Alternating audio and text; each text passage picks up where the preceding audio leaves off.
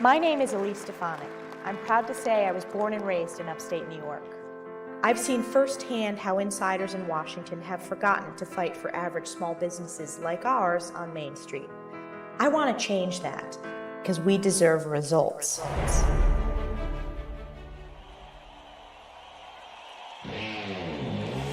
Elise. Elise! How's Elise doing, right? A Republican from Northern New York, the youngest woman ever to serve in Congress. Elise Stefanik, the #3 leader in the House. One of the former president's most loyal supporters. What a job she's done. Thank you, Elise. Thank God there are people out there like Elise Stefanik who doesn't just moan about things on Twitter. Representing Fort Drum in upstate New York, Stefanik is a member of the House Intelligence and Armed Services Committee. I rise today in strong support of the conference report for the National Defense Authorization Act. Stefanik won her swing district by 22 points and last year was re-elected by 35 points. Everyone knows upstate New York and the North Country is Elise country. Congresswoman Elise Stefanik securing a 4th term in office, winning by nearly double over her Democratic challenger. Elise Stefanik, a name becoming more nationally recognized. She is a superstar. It's Congresswoman who Adam Schiff could not silence. This is the 5th time you have interrupted members of Congress, newly elected members of Congress. Did I not realize when she opens that mouth, you were killing them, Elise? You were killing them. House GOP Conference Chair Elise Stefanik is announcing a probe aimed at holding school administrators accountable. I'm going to give you one more opportunity. Does calling for the genocide of Jews violate Penn's code of conduct when it comes to bullying and harassment? Yes or no? I watched her run over the head of Harvard, the head of Penn, the great old Wharton School of Finance. With 69 days to go, Donald Trump tapped New York Congresswoman Elise Stefanik to be U.S. Ambassador to the United Nations. It has never been more critical for the United States to lead with strength and moral clarity. I share President Trump's vision of a UN reformed by strong America first, peace through strength, and a return to this founding mission of promoting peace and security around the world. In closing, I will forever be grateful to my constituents in New York's 21st District. 10 years ago, upstate and North Country voters took a chance on a young, first-time, unknown candidate, and I commit to the American people that I will work my very hardest in the coming years to lead with moral clarity and American values. Whether it's standing up for election integrity, whether it's defeating Liz Cheney to unify the Republican Party. I'll always be your friend. Are we ready to make America great again?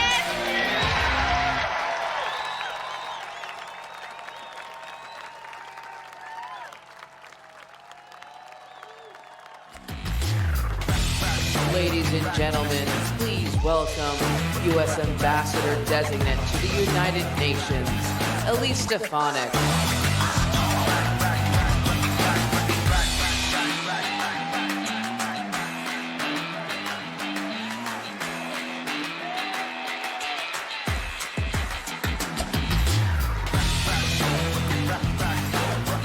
Hello, America First Patriots. Are you excited to be here?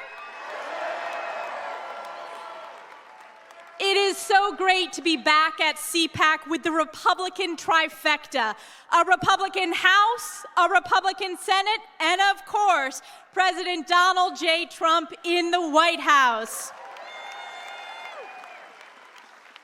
Now, we know none of this would have been possible without you, the American people. So I want to thank you for years of hard work, sacrifice, and dedication to fire Joe Biden, elect President Trump to save America. And believe me, we know, and in fact, no one knows this better than President Trump and his entire family, that this election was not easy. The left and their loyal stenographers in the mainstream media stooped to new and disgraceful lows. They tried everything: vicious smears, unprecedented attacks on his family, unconstitutional impeachments, and illegal lawfare by a weaponized and corrupt justice system. President Trump even faced an assassination attempt in Butler, Pennsylvania. But by the grace of God, he prevailed, and we are here today. Americans know that God was truly watching over America and President Trump on that fateful day. We will always remember that day in Pennsylvania, just like we will always remember November 5th, 2024, the once-in-a-lifetime victory of the most important election in history.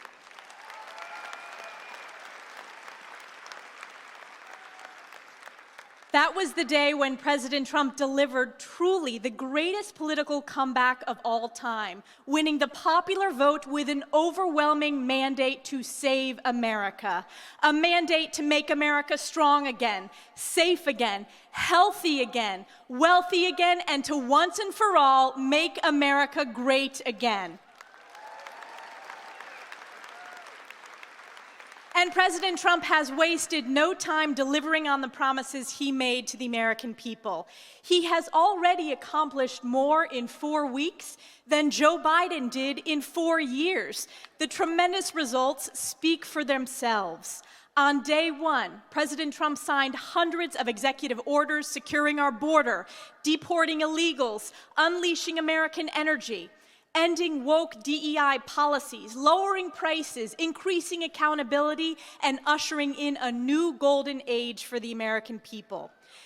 President Trump rightfully declared a national emergency at the border and deployed the military, including the 10th Mountain Division from my home district in upstate New York, to secure our nation. Thank you to the soldiers and their families for saving our country and protecting our borders. Climb to glory, 10th Mountain.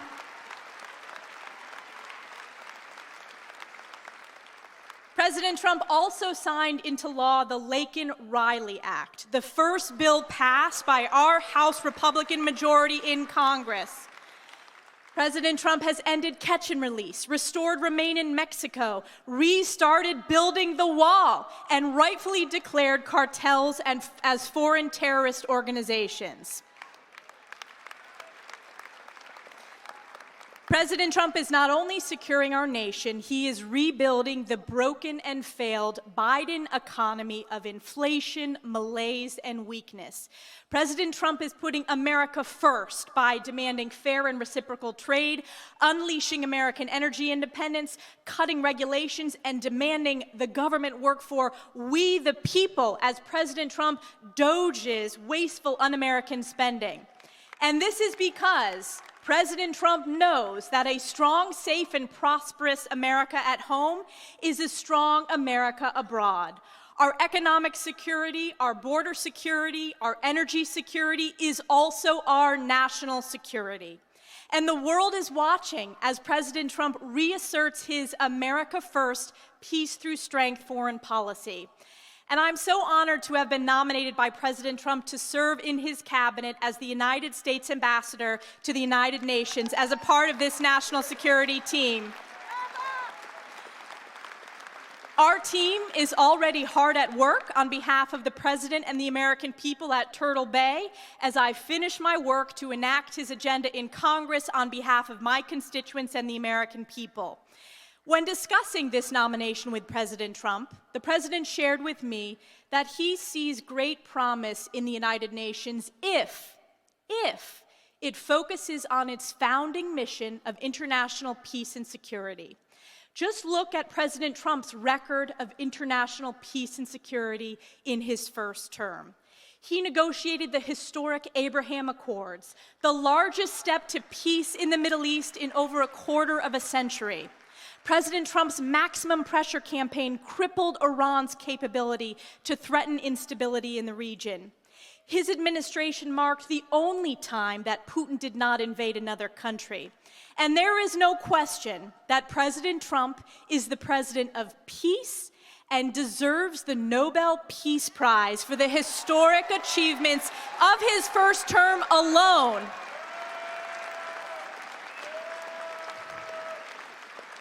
And now look at what President Trump has already accomplished in just 1 month. He secured the release of 6 American hostages in Venezuela, 2 Americans in Afghanistan, an American-Israeli citizen held in Hamas captivity, a Pennsylvania teacher in Russia, and an American citizen in Belarus. The world knows that it is only because of President Trump that the innocent hostages viciously taken by Hamas terrorists are finally coming home, including those today.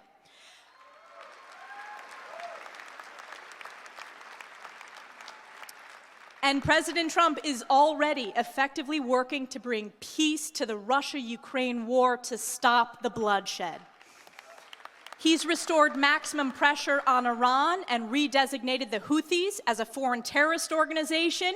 And the world is watching as every head of state is clamoring to meet with President Trump because the world knows America First is back.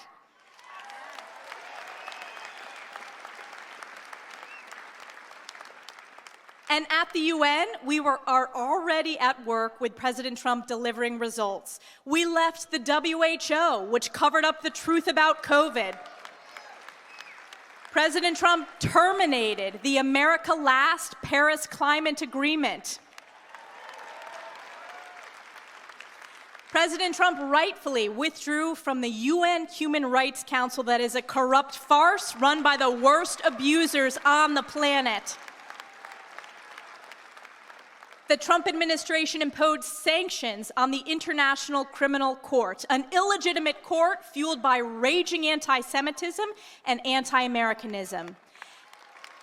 And a top priority that I have worked on in Congress for years, President Trump defunded UNRWA, the pro-Hamas terrorist group that committed atrocities on October 7th. And make no mistake, hear it now, as President Trump's United States Ambassador to the United Nations, we will not only defund UNRWA, we will dismantle it.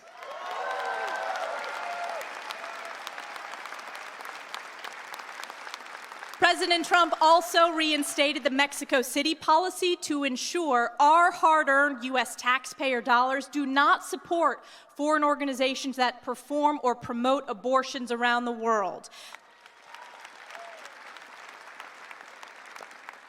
The U.S. rejoined the Geneva Consensus Declaration to promote and strengthen opportunities for women and girls around the world and to protect the family as the fundamental unit of society.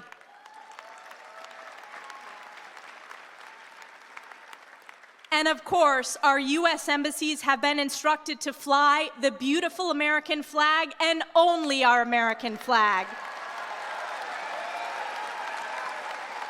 This is moral leadership.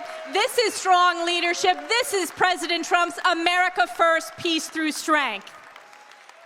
Now, I want to ask you, let me ask you this question. Do you all remember that famous congressional hearing with the anti-Semitic university presidents from Harvard and Penn? I should say former presidents after my questions. 5 down and so many to go. And mark my words, that hearing is the type of strong moral leadership that I will deliver at the United Nations on day 1. And I know that I will be serving as the United States Ambassador to the United Nations and not the other way around. And I will always stand up for the American people, American sovereignty, and our America First values. That means I will always defend America's most precious ally, Israel. I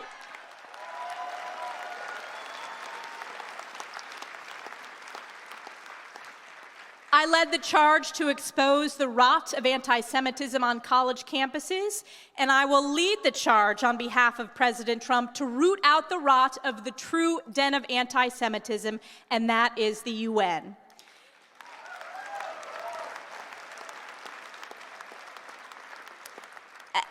This past week, we continue to see with crystal clarity that our fight to support Israel and eradicate Hamas is a fight between good and evil, light and darkness, life and death.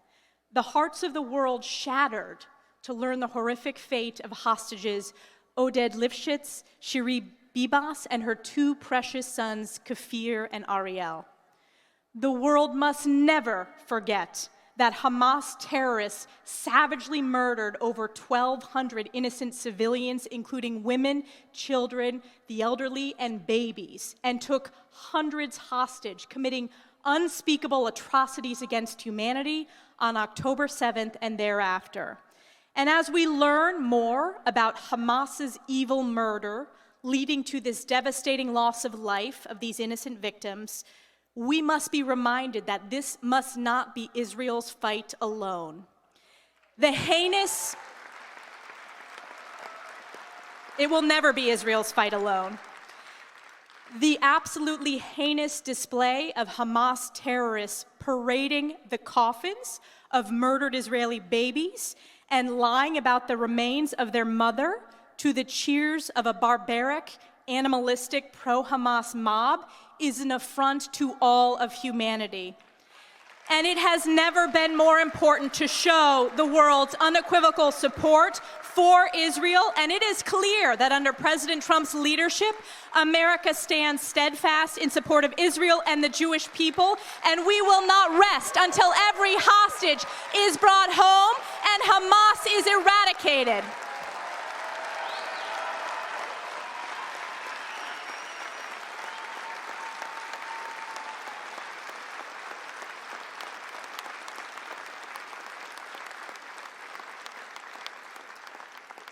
At the UN, I will also work with President Trump, Secretary Marco Rubio, Elon Musk, and the DOGE team to ensure every single dollar that we send to the United Nations is in line with the founding mission of actually promoting international peace and security. We will not fund terrorism, we will not fund corruption, we will not fund anti-Semitism, and we will not fund anti-Americanism.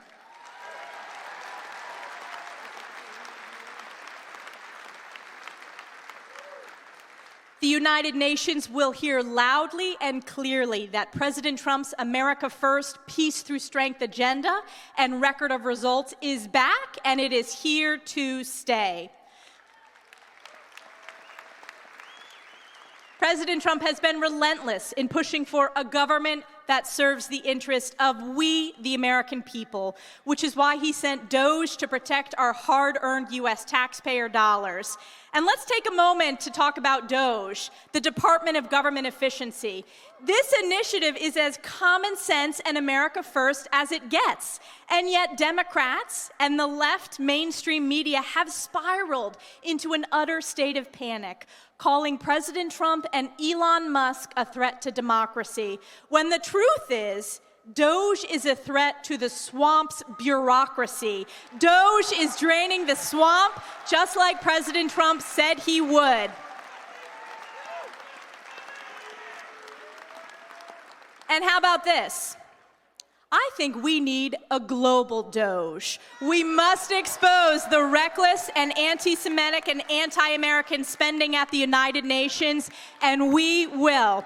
So get ready. We are just 1 month in, and we will continue to work together to support the greatest president in the history of our country, President Donald J. Trump, to make America great again. Thank you again to all the patriots here at CPAC and across the nation.